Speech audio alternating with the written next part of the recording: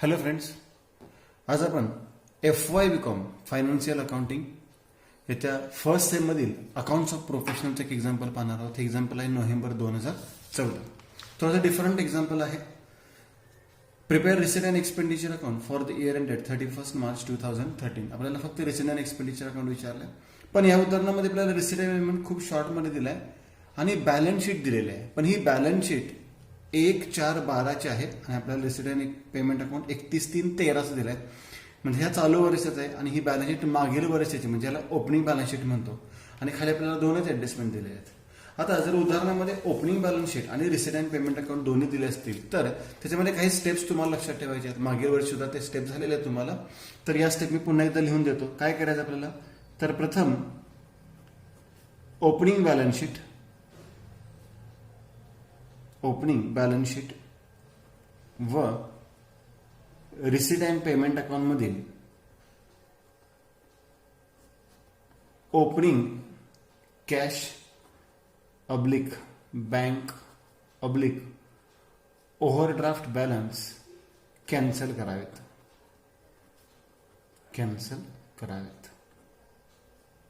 आता एक जादा स्टेप तुम्हाला यावर्षी करायची आहे अकाउंट्स ऑफ प्रोफेशनल मध्ये. प्रोव्हिजन किंवा reserve for outstanding income asset व लायबिलिटी बाजूस सेम दिला असेल, सारखाच दिला असेल,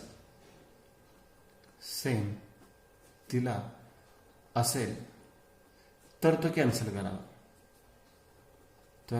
कॅन्सल करावा. आणि सेम दिला नसेल तर त्याच्या ऍडजस्टमेंट आहेत, ते तुम्हाला लक्षात ठेवावे लागतील. तर पुढे एक्झाम्पल मध्ये आपण कधीतरी पाहूया. आता इथे तर मला वाटतं सेम दिलेलं आहे, त्यामुळे कॅन्सलच होईल. नंबर 2, आता हे ओपनिंग बॅलन्स शीट आणि रिसीट पेमेंटचं पोस्टिंग झालं. नंतर काय करायचं, ओपनिंग बॅलन्स शीट मधील आता इथून पुढे पोस्टिंग सुरुवात होणार आहे. इथून पुढे पोस्टिंगला सुरुवात होईल बघा. हे रद्द कॅन्सल केलेलं आहे. फक्त ओपनिंग बॅलन्स शीट मधील प्रत्येक आयटमचा एक इफेक्ट करावा. आयटम म्हणलेला इथं मी ऍडजस्टमेंट म्हणलेलं नाही. म्हणजे कॅपिटलचं पोस्टिंग करायचं, फर्निचरचं करायचं, बिल्डिंगचं करायचं, मशिनरीचं करायचं, बरोबर. परंतु आउटस्टँडिंग, प्रीपेड, रिसिवेबल, पेएबल ह्याचं पोस्टिंग करायचं नाही. फक्त आयटमचं पोस्टिंग करायचं, एकच इफेक्ट करायचं आहे. नंबर 3, मग रिसीटचं पोस्टिंग करायचं आहे. आता रिसीटचं पोस्टिंग कुठे कुठे करतो माहिती आहे आपल्याला. इन्कम ऐवजी काय म्हणतो आपण, रिसीट किंवा लायबिलिटी बाजूस एकच इफेक्ट करतो आपण. नंतर पेमेंटचं पोस्टिंग करतो आपण. पेमेंटचं पोस्टिंग कुठे करतो आपण, एक्सपेंडिचर बाजूस. एक्सपेंडिचर किंवा ॲसेट बाजूस.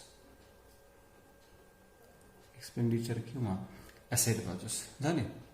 त्याच्यानंतर ओपनिंग बॅलन्स शीट मधील ऍडजस्टमेंट्स बघा. वरती आपण फक्त आयटम घेतले होते इथे. आता ओपनिंग बॅलन्स मधील ऍडजस्टमेंट एक इफेक्ट करावा. फक्त एक इफेक्ट करायचा आहे. एक इफेक्ट करावा. आणि तो सुद्धा काय, ते सुद्धा सांगून ठेवतो मी. जर आउटस्टँडिंग सांगितलं, बरोबर, किंवा रिसिवेबल सांगितलं, बरोबर, किंवा तिथे आणखी ड्यू शब्द वापरतात. ड्यू असा शब्द वापरला असेल तर लेस करा. रिसिवेबल असेल, पेएबल असेल, ओके, ह्याला आउटस्टँडिंगच म्हणतो आपण. आणि जर तिथे प्रीपेड, ऍडव्हान्स, प्री रिसिव्ड असा शब्द वापरला असेल, असे ऍडजस्टमेंट असेल तर काय करायचं, ऍड करायचे. कारण की लास्ट इयरचं आहे म्हणून उलट ऍडजस्टमेंट करतो. नॉर्मल आउटस्टँडिंग ऍड करतो, हे मागच्या वर्षीचं म्हणून लेस करायचं. नॉर्मल प्रीपेड लेस करतो, हे मागच्या वर्षीचं म्हणून काय करायचं, ऍड करायचं आहे. आणि सर्वात शेवटी दिलेल्या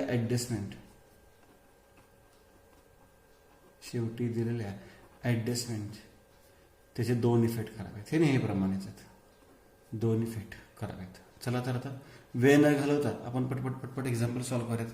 आता इथे आपल्याला रिसीट अँड एक्सपेंडिचर अकाउंट विचारलंय, पण मी तुम्हाला माहिती आहे की आपल्याला आपल्या समाधानासाठी किंवा आपलं एक्झाम्पल सॉल्व्ह होते की नाही, बरोबर येते की नाही, यासाठी आपल्याला क्लोजिंग बॅलन्स शीट तयार करावी लागेल. मग ती मी इथं करून ठेवतो 31 मार्च 13ची. ठीक आहे, हे सर्व नोट तुम्ही इम्पॉर्टंट नोट लिहून ठेवले असेल. यामध्ये सिंपल एक्झाम्पल आहे, खूप मोठं एक्झाम्पल नाही आहे, कारण की 10 आणि 20 मार्कचा पॅटर्न आलेला आहे, त्यामुळे सिंपल एक्झाम्पल आहे, 10 मार्काचं एक्झाम्पल आहे. त्याच्यामध्ये आपल्याला आउटस्टँडिंग फीज दिलेल्या आहेत आणि आउटस्टँडिंग फीज म्हणजे इथे मी फीजला एक टिकमार्क केली. डेप्रिसिएशन सांगितलं कारवर आहे, इक्विपमेंट आणि फर्निचरवर आहे. मग फर्निचरला, कारला आणि इक्विपमेंटला टिकमार्क करून ठेवली. झालं, 2च ऍडजस्टमेंट दिलेल्या होत्या. आता या उदाहरणामध्ये बॅलन्स शीटमध्ये बघा, इथे प्रोव्हिजन फॉर आउटस्टँडिंग फी आणि इथे फीज रिसिवेबल म्हणजे आउटस्टँडिंग फीज दिलेले आहे आणि या दोन्ही व्हॅल्यूज सेम आहेत. आणि या दोन्ही व्हॅल्यूज सेम असतील तर हा आयटम काय होणार आहे, कॅन्सल होणार आहे. ही स्पेशल नोट आहे या टॉपिकमध्ये. मी इथे लिहिलेलं आहे बघा, प्रोव्हिजन किंवा reserve for outstanding income asset व लायबिलिटी बाजू सेम दिला असेल तर तो कॅन्सल करावा. ही एक्स्ट्रा नोट आहे, स्पेशल नोट आहे तुमची अकाउंट्स ऑफ प्रोफेशनमध्ये. आता नॉन ट्रेडिंगमध्ये तुम्हाला जे स्टेप माहिती होते त्यात दिलेलंच आहे, त्याच्यामध्ये ही जादा स्टेप तुम्हाला लक्षात ठेवायची होती. आता एक्झाम्पल सॉल्व्ह कसं करायचं आहे बघा, पहिल्यांदा ओपनिंग बॅलन्स शीट आणि रिसिट पेमेंटमधील ओपनिंग कॅश बँक किंवा ओव्हरड्राफ्ट बॅलन्स कॅन्सल कराव्यात. तर इथे रिसिट साईडचा ओपनिंग बॅलन्स, क्लोजिंग बॅलन्स नाही. ओपनिंग बॅलन्स इथे फुली वाढतो तुम्ही 65,000, कारण की तो ओपनिंग बॅलन्स शीटच्या ॲसेटला असणारच आहे. 65,000 सेमच असतो, कधीही डिफरंट येणार नाही, वेगळा येणार नाही, बरोबर. आता याच्यानंतर काय करायचं, पुढे प्रोव्हिजन कॅन्सल केले आपण. आउटस्टँडिंग बॅलन्स शीटमधील प्रत्येक आयटमचा एकच इफेक्ट करावा. ऍडजस्टमेंट नाही म्हणलं मी, तर ओपनिंग बॅलन्स शीटमधील प्रत्येक आयटमचा एकच इफेक्ट करूया, बरोबर. मग ऍसेट असेल तर ऍसेटला, लायबिलिटी असेल तर लायबिलिटीला. लायबिलिटीचा पहिला आयटम घेऊया कॅपिटल. मग आता अकाउंट तर तयार केलेलं नाही आपण, लायबिलिटी साईड तयार केलेली नाहीये, बॅलन्स शीट तयार केलेलं नाहीये. मग इथं मी लिहितो कॅपिटल आणि माहिती आपल्याला इनर कॉलमला घेतो, कारण की त्याच्या खाली 7 ओळीत काही लिहित नाही आपण. Liability for expenses. आता लायबिलिटी फॉर एक्सपेन्सेस त्याला आपण आउटस्टँडिंग एक्सपेन्सेस म्हणतो, लक्षात घ्या. आणि ही ऍडजस्टमेंट आहे, याचं पोस्टिंग आत्ताच करायचं नाही. हा आयटम तर कॅन्सल झालेला आहे. ऍसेटचा फर्निचर कुठे येणार, ऍसेटलाच येणार. फर्निचर टिकमार्क आहे, मग इनर कॉलमला घेतले मी 35,000, एक ओळ जागा सोडली. त्याच्यानंतर मोटर कार. आणि तुम्हाला जरी बॅलन्स शीट विचारली नसली तरी तुम्ही एक 5 मिनिटाचा वेळ काढून ती बॅलन्स शीट करा, जेणेकरून तुम्हाला त्याचा नक्कीच फायदा होईल. इक्विपमेंट्स ऍसेटलाच येणार 80,000, एक ओळ जागा सोडा. फीज रिसिवेबल, आता हा आयटम कॅन्सलच झालाय आणि कॅन्सल नसता झाला तर याचं पोस्टिंग आपण नंतर केलं असतं. आणि कॅश इन हँड कॅन्सल झालेला आहे, बरोबर. म्हणजे या 4 आयटमचं पोस्टिंग आपण इथं ओपनिंग बॅलन्स शीटला केलेलं आहे. म्हणजे ओपनिंग बॅलन्स शीटचं पोस्टिंग झालं का, तर झालं. ऍडजस्टमेंटचं नाही, फक्त ओपनिंग बॅलन्स शीटचं प्रत्येक आयटमचा एकच इफेक्ट केला. रिसिटचं पोस्टिंग रिसिटला किंवा लायबिलिटी बाजूला करूया. रिसिटला तर 2च आयटम आहे, त्यातला एक आयटम कॅन्सल झालाय आणि एक आयटम आहे फीज. कुठे दाखवणार आपण, रिसिटचं पोस्टिंग रिसिटला किंवा लायबिलिटी साईडला. तर हे रिसिट साईडला दाखवायचे आहेत, फीज बाय फीज. किती रुपये फीज आहेत चेक करा. फीजची रक्कम आहे 2,40,000 आणि त्याच्यावर एक ऍडजस्टमेंट आहे 2,40,000 आणि त्याच्यावर एक ऍडजस्टमेंट आहे. झालं. पेमेंट झालं, एकच आयटम आहे एक्सपेन्सेस, तो कुठे दाखवणार आपण, एक्सपेंडिचरलाच. To expenses. आता याच्यावर टिकमार्क तर नाहीये, पण मी सांगितलं लायबिलिटी फॉर एक्सपेन्सेस म्हणजे आउटस्टँडिंग एक्सपेन्सेस आहेत आणि ही ऍडजस्टमेंट याच्यावरची आहे, म्हणून ते इनर कॉलमला घेतले आपण 1,10,000 आणि त्याची एक जागा सोडली. झालं. आणि बाय बॅलन्स कॅरी डाऊन कुठे दाखवणार, क्लोजिंग बॅलन्स शीटच्या असेटला. आता क्लोजिंग बॅलन्स शीट आपण वर्किंग नोटमध्ये केलेले आहे, म्हणजे ते म्हणतात कॅश. किती आहे बाय बॅलन्स, 1,95,000. खूप सिंपल पोस्टिंग आहे, खूप छोटंसं एक्झाम्पल आहे. चला, दादा एवढंच एक्झाम्पल होतं बघा. काय केलं आपण, पहिल्यांदा ओपनिंग बॅलन्स शीटचं पोस्टिंग केलं, नंतर रिसिट अँड पेमेंटचं पोस्टिंग केलं. मग रिसिटचं पोस्टिंग कुठे, पेमेंटचं पोस्टिंग कुठे, हे माहिती आपल्याला. आता ओपनिंग बॅलन्स शीटमधील ऍडजस्टमेंटचा एकच इफेक्ट करायचा.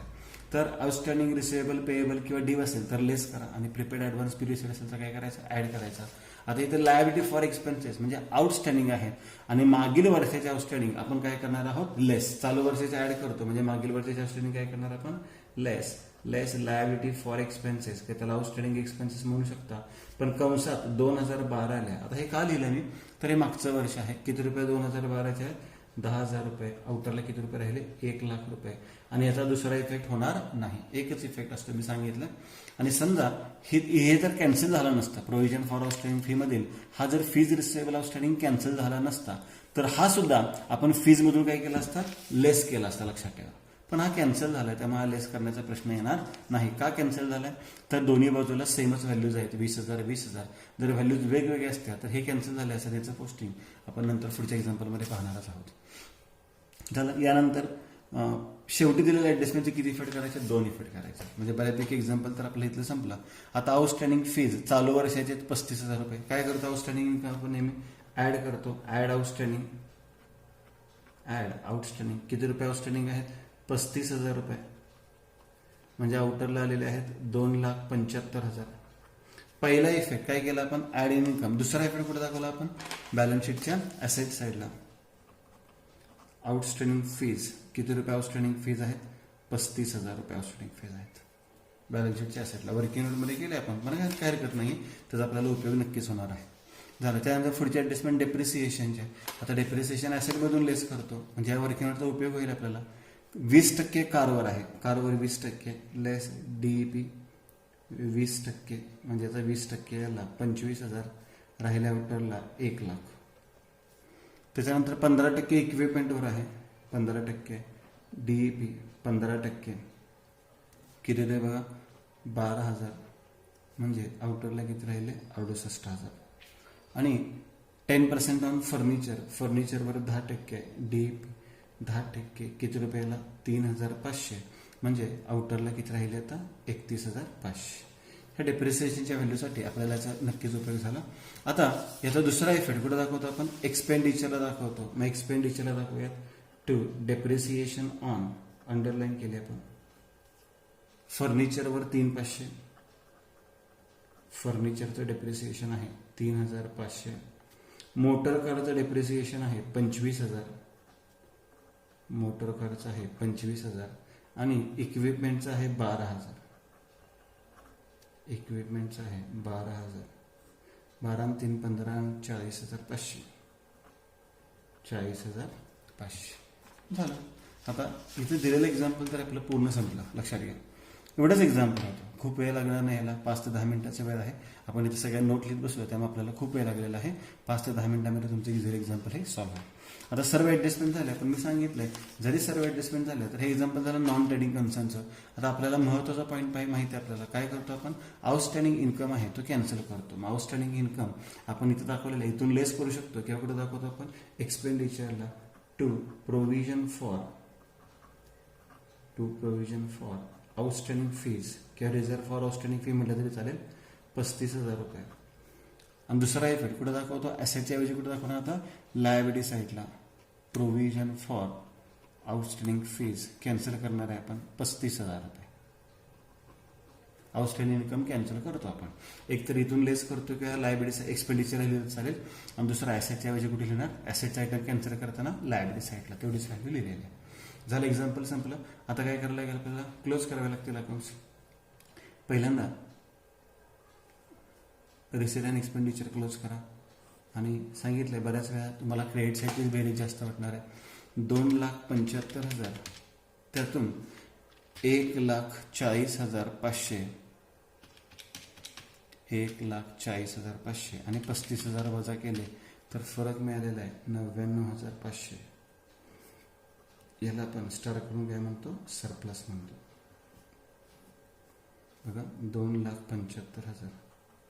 आता जेवढे एक्झाम्पल त्याने आपल्याला विचारलेलं होतं त्या पद्धतीने आपला एक्झाम्पल संपलेला आहे.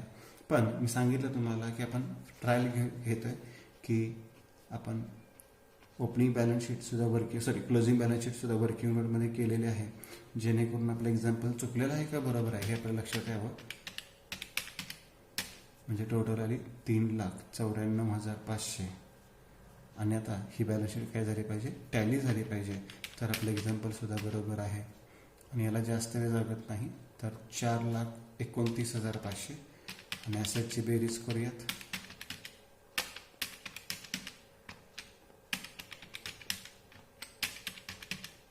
ॲसेटची बेरीज 4,29,500.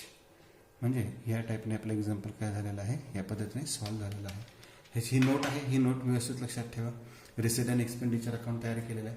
बॅलन्स शीटसुद्धा आपण रफली तयार केलेली आहे. आणि हे आपलं एक्झाम्पल आहे. हे एक्झाम्पलसुद्धा तुम्हाला व्यवस्थित लक्षात ठेवायचं आहे. आता आपण पुढचं एक्झाम्पल पाहणार आहोत. आता जे पुढचं एक्झाम्पल पाहणार आहोत आपण ते बोर्ड युनिव्हर्सिटीच्या पेपरमधीलच आहे.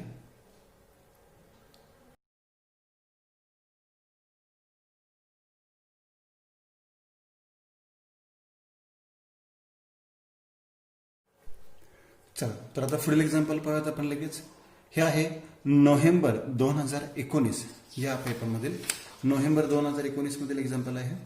Doctor Dilraj comments his practice on 1 April 2017 at Kolhapur his resident payment account for the first year. आता फर्स्ट इयरचा रेसिडेंट पेमेंट अकाउंट दिलाय म्हणजे ओपनिंग बॅलन्स शीटची गरज नाही आहे, कारण की जस्ट त्यांनी प्रॅक्टिस सुरू केलेला आहे.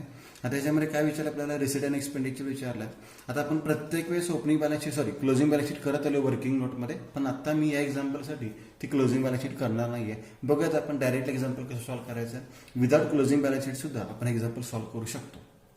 पाहत होता doctor Dilraj comments his practice on 1 April 2017. बरोबर. आता याच्यामध्ये ऍडजस्टमेंट कोणते दिलेत, फीज, मग फीजला टिक मार्क केलेले आपण. सॅलरी पेड, सॅलरीला टिक मार्क केलेले आहे. आता असिस्टंटची सॅलरी आहे. आता इथे सॅलरी टू असिस्टंट सांगितलं नाहीये, पण तो सॅलरी स्टाफ सांगितले, त्यालाच आपण टिक मार्क करून ठेवलेले आहे. डेप्रिसिएशन फर्निचर इक्विपमेंट आणि जनरेटरचं आहे. फर्निचर इक्विपमेंट आणि जनरेटर टिक मार्क करून ठेवलेले आहे. त्याला 3च ऍडजस्टमेंट होत्या, त्याच्या आपण टिक मार्क करून ठेवलेल्या आहेत. आता एक्झाम्पल सॉल्व्ह करायला सुरुवात करूयात. पाहूयात रिसिट साईडचा पहिला आयटम टू कॅश इंट्रोड्यूस, म्हणजे त्याला आपण काय म्हणतो, कॅपिटल. लक्षात घ्या, पाठीमागं सुद्धा झालेला आहे. कॅश इंट्रोड्यूसला काय म्हणतो आपण, कॅपिटल. आणि हे आपण क्लोजिंग बॅलन्स शीटच्या लायबिलिटी साईडला दाखवतो, पण आता आपण बॅलन्स शीट केलेली नाही. फीज रिसिव्ड, फीज रिसिव्ड कुठे येणार, आता रिसिट साईडला येणार बाय फीज रिसिव्ड. तुम्ही हवे असेल तर opening balance sheet closing balance sheet करू शकता प्रॅक्टिससाठी. मी तुम्हाला सांगितलेलं कशी करायची आहे ती, फक्त या एक्झाम्पलमध्ये मी करून देत नाही, तुम्ही करू शकता.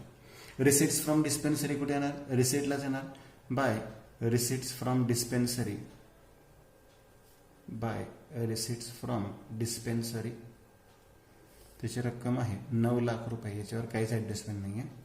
व्हिजिट फीज कुठे येणार, रिसिटलाच येणार बाय व्हिजिट फीज 3 लाख रुपये, याच्यावर सुद्धा कोणती ऍडजस्टमेंट नाही आहे. आणि मिसलेनियस रिसिट्स, त्याला सन्ड्री रिसिट्स किंवा किरकोळ उत्पन्न म्हणतो आपण. मिसलेनियस रिसिट्स इन्कम साईडला रिसिट साईडलाच येईल 1 लाख रुपये. झालं, सिम्पल पोस्टिंग आहे, फक्त कॅपिटल आपण दाखवू शकलेलं नाही आहे. आता पेमेंट साईडचं बघा, पेमेंट साईडचं पोस्टिंग ॲसेटला किंवा एक्सपेंडिचर होणार. फर्निचर ॲसेटला जाणार, ते आपण काय दाखवलेलं नाही. इक्विपमेंट ॲसेटला जाणार, ते पण काय दाखवलेलं नाही. जनरेटर ॲसेटला दाखवणार, ते पण काय दाखवलेलं नाही. मेडिसिन्स कुठे येणार, एक्सपेंडिचरला. टू मेडिसिन्स, याच्यावर काही ऍडजस्टमेंट नाहीये, त्यांना आउटरला घेतले 60,000. मेडिसिन म्हणजे औषधी खरेदी केली असणार, परचेस ऑफ मेडिसिन म्हणतो आपण. Salary to staff, to salary, आणि ते सॅलरी मी इनर कॉलमला घेतो कारण त्याच्यावर एक ऍडजस्टमेंट आहे आणि एक जागा सोडतो.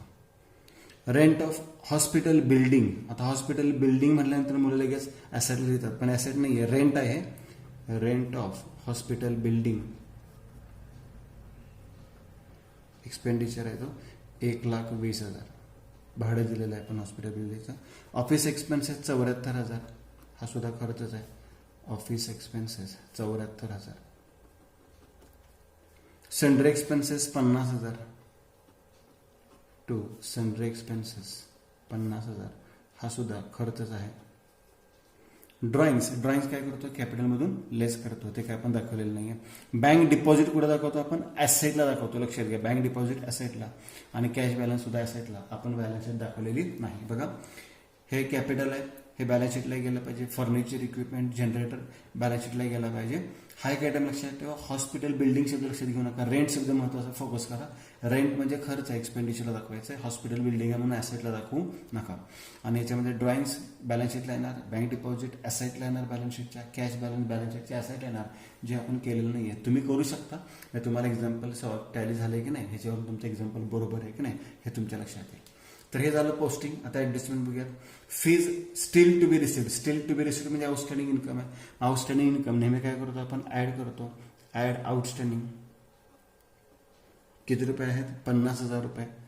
मग बेरीज आउटरला आली 5,50,000 रुपये. पहिला इफेक्ट ऍड इन इन्कम. दुसरा इफेक्ट बॅलन्स शीटच्या ऍसेट साईडला, दुसरा इफेक्ट दाखवतो बॅलन्स शीटच्या ऍसेटला, पण ते आपण दाखवलेलं नाही, तुम्ही दाखवू शकता. सॅलरी टू असिस्टंट अनपेड म्हणजे आउटस्टँडिंग आहे. मग अनपेड म्हणजे आउटस्टँडिंग काय करतो आपण, ऍड करतो. अनपेड म्हणा आउटस्टँडिंग म्हणा, दोन्हीचा अर्थ सेमच. किती रुपये सॅलरी अनपेड आहे, 7,500, म्हणजे बेरीज आउटरला आली 3,07,500, 3,07,500. ठीक आहे. त्यानंतर डेप्रिसिएशन. आता डेप्रिसिएशन कॅल्क्युलेट करण्यासाठी आपण बॅलन्स शीट तर केलेलं नाहीये, पण इथे व्हॅल्यूज आहेत आपल्याला बघा. हे फर्निचरमधून, इक्विपमेंटमधून आणि जनरेटरमधून काय करणार, लेस करणार. पहिला इफेक्ट ॲसेटमधून लेस आणि दुसरा इफेक्ट कुठे दाखवणार आपण, एक्सपेंडिचरला. टू डेप्रिसिएशन ऑन अंडरलाईन करूयात. पहिल्यांदा घेऊयात फर्निचरवर, ते सगळ्यावर 10%च आहे, मग काही प्रश्नच नाही आहे. फर्निचर तोंडी कॅल्क्युलेशन करू शकता तुम्ही. 1,00,000चा 10% किती येणार आहे, 10,000.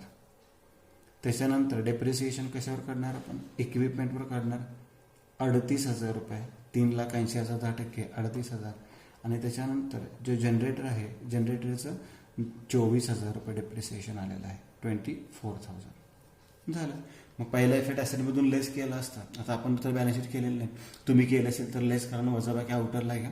दुसरा इफेक्ट मात्र एक्सपेंडिचरला घ्यायला विसरू नका. आता बेरीज करूया त्याची. 30, 50, 60, 70, 72,000 रुपये आउटरला आले. 72,000 रुपये आउटरला आले. झालं. एक्झाम्पल तर सर्व संपलं, पण लगेच एक्झाम्पल संपलेलं आहे म्हणून खुश होऊन लगेच टॅली करू नका. एक पॉईंट आपला याच्यामध्ये राहतो, तो तुम्ही सातत्याने सांगत आलाय. आपण अकाउंट्स ऑफ प्रोफेशनल बघतोय आणि त्याच्यामध्ये आपल्याला आउटस्टँडिंग इन्कम काय करायचा असतो, कॅन्सल करायचा असतो. तो इथे लगेच लेस करू शकता किंवा एक्सपेंडिचरला लिहू शकता. मग त्याला आपण म्हणतो टू प्रोव्हिजन फॉर किंवा टू रिझर्व फॉर सुद्धा म्हटलं तरी चालेल. To provision for outstanding fees. किती रुपये आउटस्टँडिंग फीची प्रोव्हिजन करायचे, 50,000. आणि दुसरा इफेक्ट लायबिलिटी साईडला, बॅलन्स शीटच्या लायबिलिटी साईडला गेला पाहिजे. जर तुम्ही तयार केली असेल बॅलन्स शीट तर बॅलन्स शीटच्या लायबिलिटी साईडला लिहा. झालं. आता एक्झाम्पल संपलेलं आहे. आता आपण हा अकाउंट काय करू शकतो, क्लोज करू शकतो. आणि सांगितल्याप्रमाणे शक्यतो क्रेडिट साईडचीच बेरीज जास्त असते. मग 5, 9 लाख, 10 लाख, 13 लाख, 18 लाख 50,000, 18 लाख 50,000, 18 लाख 50,000. आणि या 18,50,000 मधून 60,000, 3,07,500, 1,20,000, 74,000, 50,000, 72,000 आणि 50,000 अशा अमाऊंट जर वजा करत गेलं तर राहिले 11,16,500. 11,16,500 याला स्टार करून काय म्हणतो आपण, टू सरप्लस. आणि हा सरप्लस कॅपिटलमध्ये काय करतो आपण, ॲड करतो. मग हा सरप्लस कॅपिटलमध्ये तुम्ही ॲड करा आणि नंतर बॅलन्स शीट काय करा, टॅली करा. तर या पद्धतीने हे सुद्धा एक्झाम्पल आपण सॉल्व्ह केलेलं आहे. आता हे एक्झाम्पल होतं नोव्हेंबर 2019चं एक्झाम्पल होतं. नोव्हेंबर 2019 या वर्षातलं एक्झाम्पल होतं. ठीक, थँक्यू.